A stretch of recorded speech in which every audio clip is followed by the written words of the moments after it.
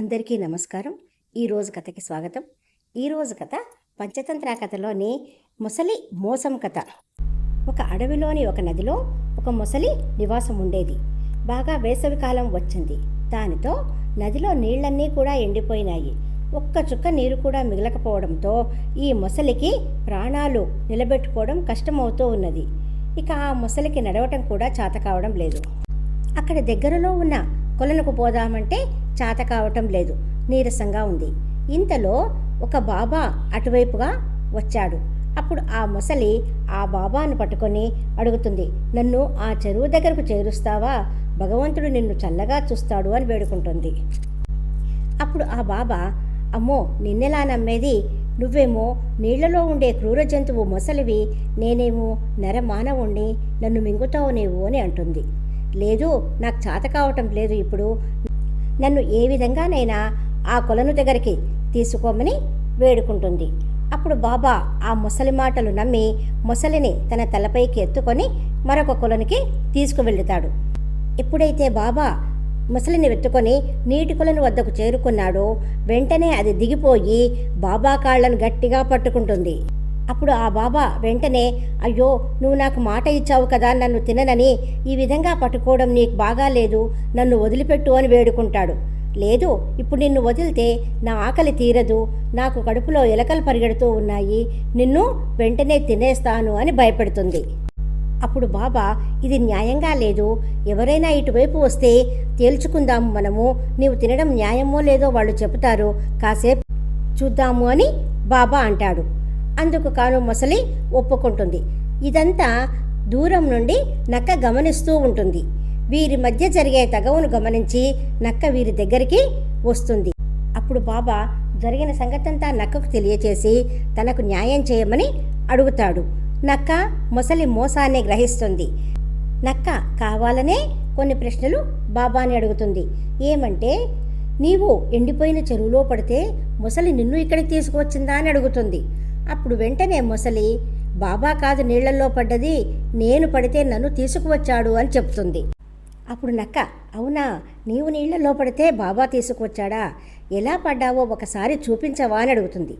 నక్క మాటలను నమ్మిన మొసలి, బాబా కాలును వదిలి నీళ్లలోకి జారి ఈ విధంగా పడ్డాను అంటుంది. ఆ సమయం కోసమే ఎదురు చూస్తున్న నక్క మరియు బాబా ఇద్దరూ పరిగెడతారు.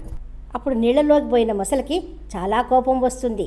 ఏ విధంగానైనా ఈ నక్కను వదలకూడదు అని శపథం చేసుకుంటుంది. కొద్ది రోజుల తర్వాత నక్క మొసలి ఉన్న నదిలోకి పోయి నీళ్లు త్రాగాలని చూస్తుంది.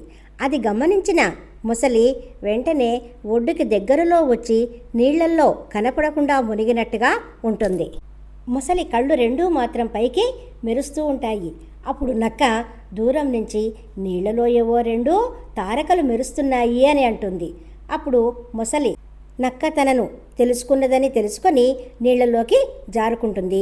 మళ్ళీ సమయం కోసం ఎదురు చూస్తూ ఉంటుంది. మళ్ళీ కొన్ని రోజుల తర్వాత నక్క నదిలోకి నీళ్లు తాగటానికి వస్తుంది. అప్పుడు మొసలి నక్క కాలు పట్టుకుంటుంది.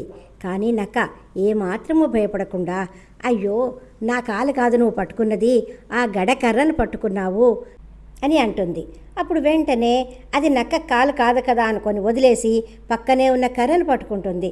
బతుకు జీవుడా అని ఈ నక్క పారిపోతుంది. ఈసారి మొసలికి మరింత కోపం వచ్చింది. ఇంకా పంతం పెరిగింది. ఏ విధంగా అయినా ఈ నక్కను పట్టుకోవాలని చూసింది. కానీ నక్క నీళ్ల దగ్గరికి రావడం మానేసింది. కొద్ది రోజుల తర్వాత అది మామిడి తోటలో తిరుగుతున్నట్టుగా మొసలి తెలుసుకుంటుంది. అప్పుడు మొసలి మామిడి తోటలోకి వస్తుంది. అక్కడ తోటమాలి మామిడికాయలను కోసి రెండు పెద్ద పెద్ద కుప్పలుగా పేర్చుంటాడు. అందులోని పెద్ద కుప్పలో మొసలి దూరి కూర్చుంటుంది. రోజు మాదిరిగానే నక్క తన స్నేహితురాళ్లతో ఎప్పటిలాగే ఆ తోటలోకి వస్తుంది. అప్పుడే ఆ నక్క చూపులు పెద్ద పెద్ద రెండు కళ్ళ మీద పడతాయి. వెంటనే అది జాగ్రత్త పడుతుంది. అప్పుడు నక్క తన స్నేహితురాళ్లతో, ఈరోజు మనము ఈ పెద్ద కుప్పలోని మామిడి పళ్ళను తినొద్దు, పక్కగా ఉన్న చిన్న చిన్న కుప్పలలో నుంచి మామిడి పళ్ళను తీసుకొని తిందాము అని అంటుంది. అప్పుడు నక్కలన్నీ అలాగే చేశాయి. అన్ని పళ్ళను అవి శుభ్రంగా తినేసి వెళ్ళిపోయాయి. ఈసారి కూడా మొసలికి నక్క చిక్కలేదు. ఇంకా చివరి ప్రయత్నంగా మొసలి అప్పుడు అనుకుంటుంది, నేను సరాసరి నక్క ఉండే గుహలోకే వెళదాము అని అనుకుంటుంది. గుహలోకి దూరి దాక్కుంటుంది. అప్పుడు అడవంతా తిరిగి వచ్చిన నక్క, అయ్యో మా ఇంట్లో ఈరోజు 2 దీపాలు వెలుగుతున్నాయి అని అంటుంది. వెంటనే ముసలి ఒక కన్ను మూసివేస్తుంది. అప్పుడు నక్క అనుకుంటుంది, అయ్యో ఒక దీపంలో నూనె అయిపోయినట్టుంది అని అనుకుంటుంది. వెంటనే 2వ కన్ను కూడా మూసేస్తుంది. అప్పుడు నక్క బాధతో, అయ్యో నా తలరాత, ఇక్కడంతా చీకటిగా ఉంది, నేను ఇప్పుడు లోపలికి వెళ్ళి ఏం చేయగలుగుతాను, ఎక్కడైనా బయటకే వెలుతురు ఉండే ప్రదేశానికి వెళతాను అని అనుకొని అచ్చటి నుండి వెళ్ళిపోతుంది. ఈ విధంగా నక్క తన తెలివితో ఉపాయంతో ఎన్నిసార్లు ముసలి మోసం చేయాలన్నా ఆ విషయాన్ని తెలుసుకొని ముందుగానే జాగ్రత్త పడి తనను తాను కాపాడుకుంటుందనే విషయాన్ని ఈ కథ తెలియజేస్తుంది. లైక్ చేయండి, షేర్ చేయండి, సబ్స్క్రైబ్ చేయండి. ఇటువంటి కథతో మళ్ళీ కలుసుకుందాము. సెలవు. Thank you.